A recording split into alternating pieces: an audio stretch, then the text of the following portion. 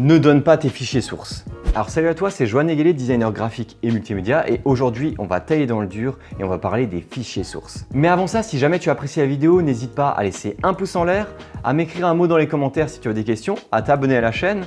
J'ai également un profil Instagram et un groupe Facebook où on peut s'entraider entre freelance. Je te mets tout ça dans la description. Donc les fichiers sources, qu'est-ce que c'est? Pourquoi il ne faut pas les donner gratuitement et quelles sont les alternatives? Eh bien on va commencer directement maintenant. Qu'est-ce qu'un fichier source? C'est simplement le document que tu utilises pour élaborer ta création.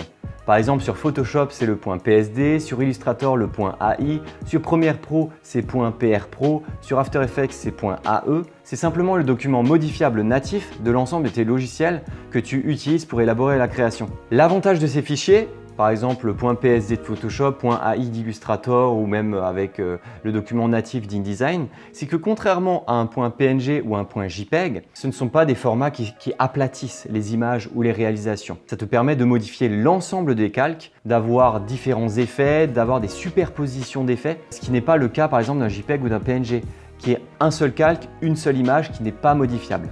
Alors bien entendu, j'aurais pu parler d'autres types d'extensions comme le .tif, qui est relativement similaire au .psd et qui permet notamment d'être utilisé dans InDesign, ou bien le .eps qui permet d'avoir également l'ensemble des calques vectoriels dans Illustrator. Mais j'ai préféré garder pour exemple l'ensemble des extensions natives des logiciels Adobe notamment. Mais bien entendu, ça marche pour d'autres types de métiers et pas seulement les métiers créatifs graphiques. Ça peut également être pour les rédacteurs. Imaginons ils ont Word, ils écrivent un article, eh bien le .doc c'est le fichier natif, puisque si tu donnes ce .doc à une autre personne, elle pourra entièrement le modifier. Alors que si par exemple tu donnes un fichier .pdf, de 1, la personne ne pourra peut-être pas modifier directement le PDF, et de 2, tu peux faire un PDF non modifiable. Du coup, tu ne pourras même pas sélectionner les mots qui sont présents dans le document. Alors du coup, point très important, pourquoi dans cette seconde partie, tu ne dois pas donner tes fichiers sources. Alors prenons de nouveau l'exemple d'un logotype. Alors tu as pu le voir dans mes différentes vidéos pour toi freelance, j'utilise très souvent le logotype comme exemple. Et en fait, je trouve que c'est un très bon cas d'école dans le freelancing parce qu'il y a énormément de cas particuliers qui te permettent de comprendre rapidement ce qui pourrait être décliné sur d'autres types de réalisations. Par exemple des illustrations, des montages vidéo ou autres. Donc je te laisse en fiche ma vidéo Fais ton logo maintenant si jamais tu ne l'as pas encore regardé. Alors pour ton logo, imaginons que tu as un symbole et que tu as une typographie en Times New Roman. Petit quiz, pour l'export de ce logo en question à ton client, quel type de fichier tu as envie de lui envoyer? Quel type d'extension? Vas-y, écris-le-moi directement en commentaire pour qu'on puisse voir les différentes réponses. Vas-y, je te laisse faire. Donc pour ceux qui ont joué le jeu, c'est simplement des fichiers aplatis, des fichiers que ton client ne pourra pas modifier. Alors tu pourras très bien lui donner à la fois des logos avec des fichiers vectoriels et bitmap. Si tu ne sais pas ce que ça veut dire, je t'invite à regarder la vidéo sur bitmap et vectoriel que je vais bientôt réaliser et que je te mettrai directement ici en fiche. En tout cas, l'intérêt c'est que ton client ne puisse pas modifier ton logo. Déjà de 1, parce que tu as des droits sur ce logo en question, tu lui vends des droits d'exploitation mais il n'a pas le droit de le modifier. Et deuxièmement, parce que justement, il ne faut pas qu'il puisse le modifier lui-même ou qu'il puisse faire appel à un autre graphiste à ta place en ayant un fichier natif ou un fichier qu'il puisse modifier.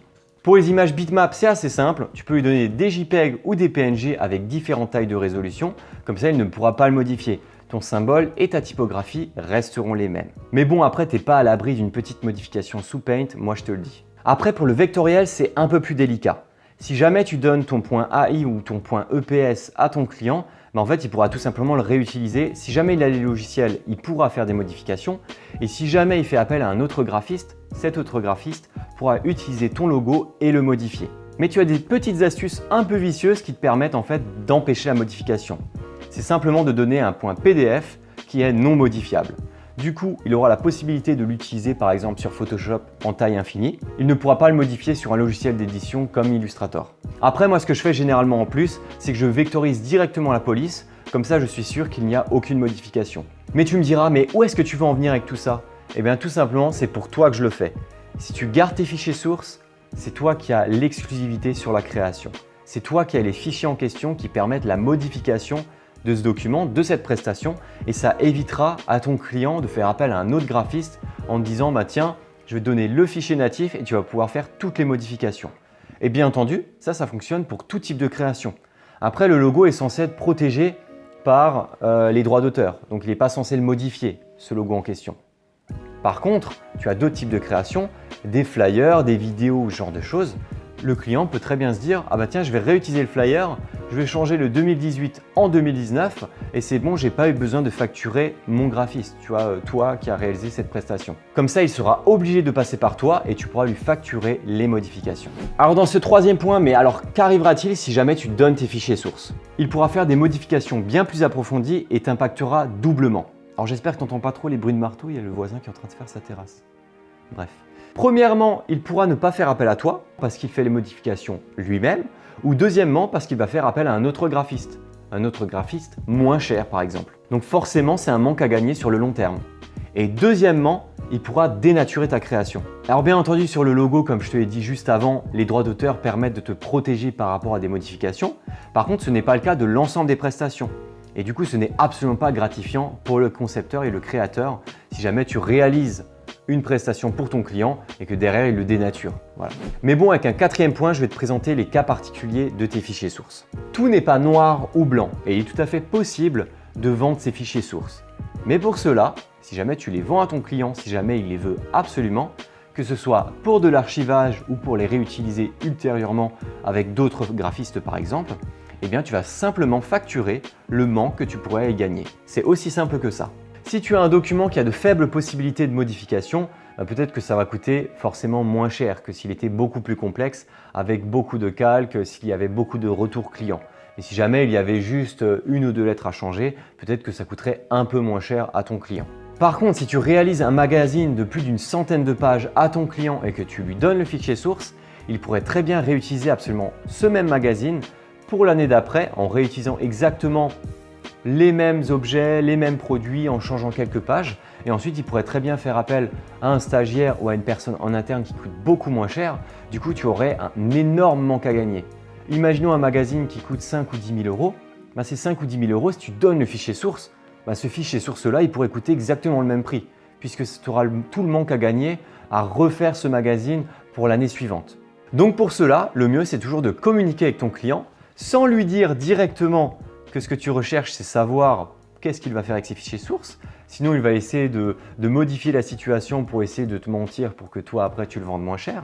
Alors forcément, j'ai de nouveau un exemple personnel où je travaillais avec un client qui demandait les fichiers sources juste pour la partie stockage, pour la partie archivage. Sauf que le souci, c'est que j'ai appris, justement en parlant avec ce client en question, que cette prestation allait potentiellement être déclinée à l'ensemble des régions de France.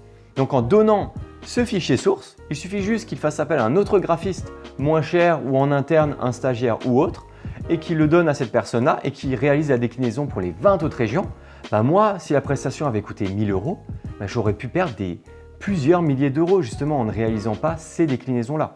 Donc c'est extrêmement important de comprendre le contexte de ton client en question, de discuter avec lui, de comprendre sans lui dire directement que « Ah non, je ne donne pas mes fichiers sources, ça dépend vraiment du manque à gagner que je peux avoir ». Il ne faut pas lui dire directement parce que sinon, il va essayer de mentir ou de contourner le propos pour que tu puisses le vendre moins cher.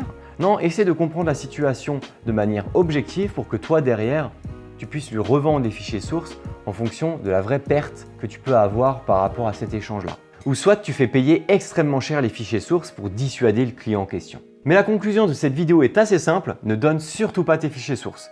Et à la rigueur, si jamais tu veux les donner, tu ne les donnes pas, tu les vends en fonction de la perte que tu as gagnée.